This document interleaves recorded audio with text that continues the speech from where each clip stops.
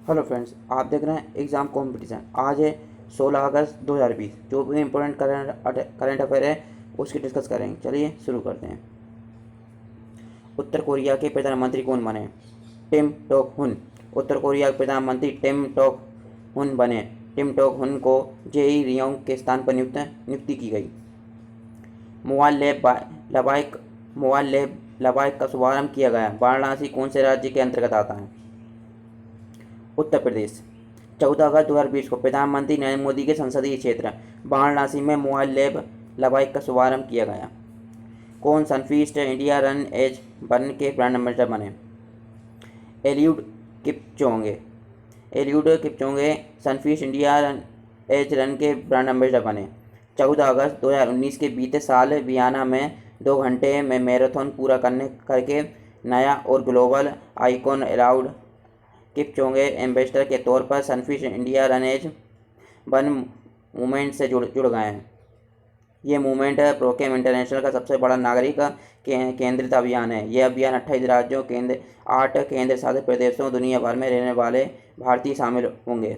Community social impact और wellness इस अभियान का मूल मंत्र है।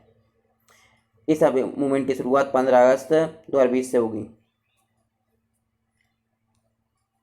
चीन ने कौन सा परमाणु सुरक्षा अभियान सफल किया? तूफान 2020। चीनी राष्ट्रीय परमाणु ऊर्जा संस्थान ने 13 अगस्त 2020 को हाइनोंग प्रांत के चोंगचियांग परमाणु ऊर्जा संयंत्र में सफलतापूर्वक तूफान 2020 परमाणु सुरक्षा अभ्यास किया।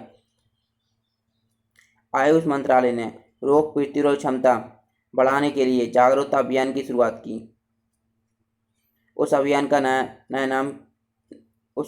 नाम क्या है? रोग प्रतिरोध क्षमता बढ़ाने के लिए आयुष मंत्रालय ने 14 अगस्त 2020 से तीनों महीने के लिए एक अभियान शुरू किया, जिसका उद्देश्य रोग प्रतिरोध क्षमता बढ़ाने और किसी भी रोग को रोकने के आसान और सस्ते उपाय के बारे में जागरूकता फैलाना है। इस अभियान का नाम रोग प्रतिरोध क्षमता बढ़ाने के लिए आयुष रखा गया, जिसे वेबिनार के माध्यम जारी किया गया। वेबिनार का आयोजन मंत्रालय के नए डिजिटल कम्युनिकेशन मंच आयुष वर्चुअल कन्वेंशन सेंटर में हुआ। हाल ही में किस राज्य ने 12 गांवों पर अफ्रीकी स्वाइन बुखार के प्रकोप के बाद एक नियंत्रण क्षेत्र घोषित किया? मेघालय। जुलाई के महीने में खुदरा मुद्रास्फीति कितनी बढ़ी?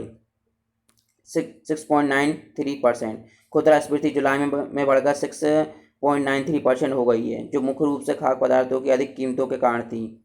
सरकारी आंकड़ों के अनुसार उपभोक्ता मूल्य सूचकांक के आंकड़ों के अनुसार खाद्य मुद्रास्फीति जुलाई में बढ़कर 9.62% हो गई है। जून में तय खुदरा मुद्रास्फीति 6.23% थी, जबकि खाद्य मुद्रास्फीति 8.72% थी। हाल ही में केंद्रीय रसायन और उर्वरक मंत्री डी.वी. सदानंद गौड़ा ने मूल्य निगरानी संसाधन इकाई की स्थापना की घोषणा की। कर्नाटक में केंद्रीय रसायन और उर्वरक मंत्री डी.वी. सदानंद गौड़ा ने कर्नाटक में मूल्य निगरानी और संसाधन इकाई की स्थापना की घोषणा की। पीएमआरयू की स्थापना नेशनल फार्मास्यूटिकल पिकिंग अथॉरिटी द्वारा की गई।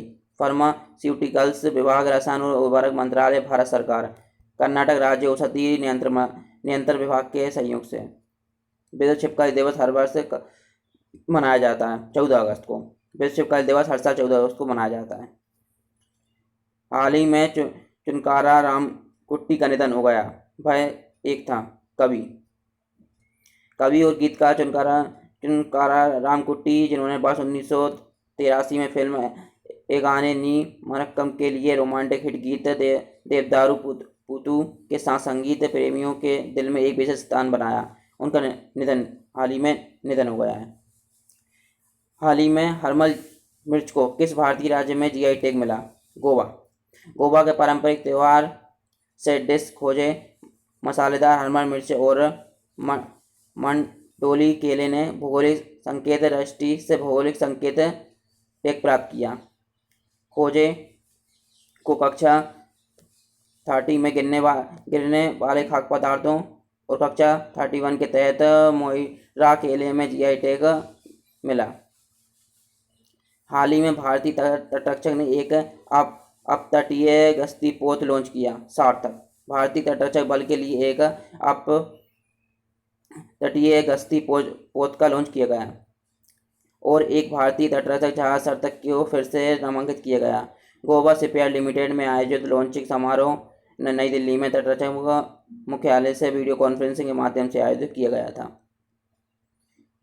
किस देश ने हाल ही में बांग्लादेश के लिए 3.1 बिलियन डॉलर के सबसे बड़े ऋण पैकेज पर हस्ताक्षर किए? जापान। जापान ने बांग्लादेश के लिए 3.1 बिलियन डॉलर के सबसे बड़े ऋण पैकेज पर हस्ताक्षर किए।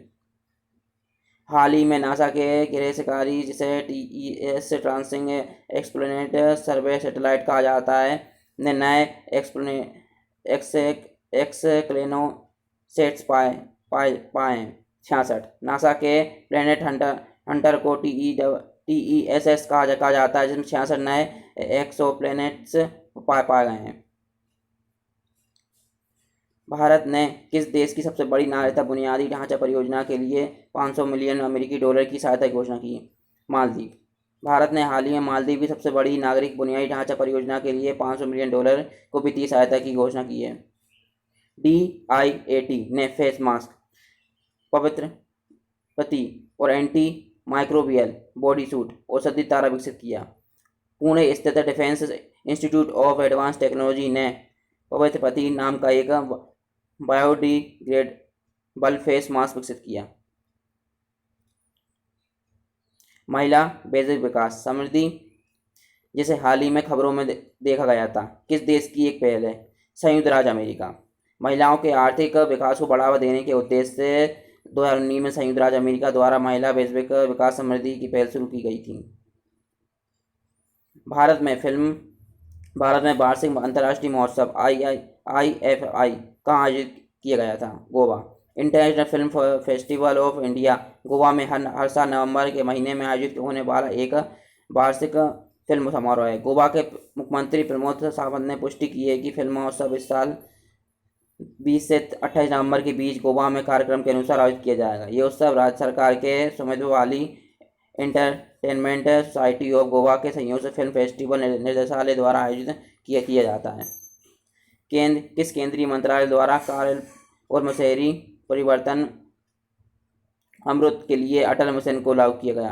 आवास और शहरी मामलों के मंत्रालय, केंद्रीय आवास और शहरी मामलों के मंत्रालय कायाकल्प और शहरी परिवर्तन के लिए अटल मिशन को लागू किया गया। इस योजना का उद्देश्य 500 मिशन शहरों में जलपूर्ति, सीवेज और सीपेज प्रबंधन के लिए बुनियादी ढांचा प्रदान करना। समनर रेडस्टोन, जिनका हाल ही में निधन हो गया, किस क्षेत्र से जुड़े हैं? व्यापार।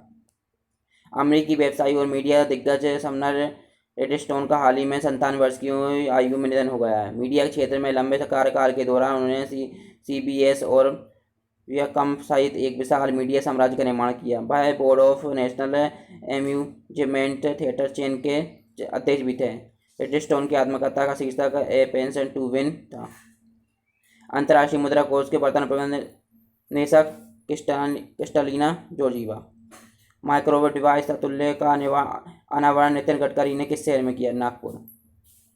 एस्पिरेशनल डिस्ट्रिक्ट को बदलने के लिए और एकल क्लाउड का चयन में किसने किया? नीति आयोग।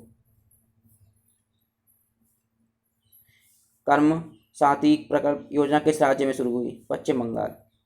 आदिवासी स्वतंत्रता सेनानियों के सबसे बड़े संग्रहालय का निर्माण किस राज्य में हुआ? गुजरात। IER के नए अध्यक्ष कौन बने? प्रमोद भसीन। ठीक है फ्रेंड्स, ये वीडियो इतनी थी। मिलते हैं नेक्स्ट वीडियो में। एग्जाम कॉन्फिडेंस को लाइक से सब्सक्राइब जरूर करें। Have a nice day, good day.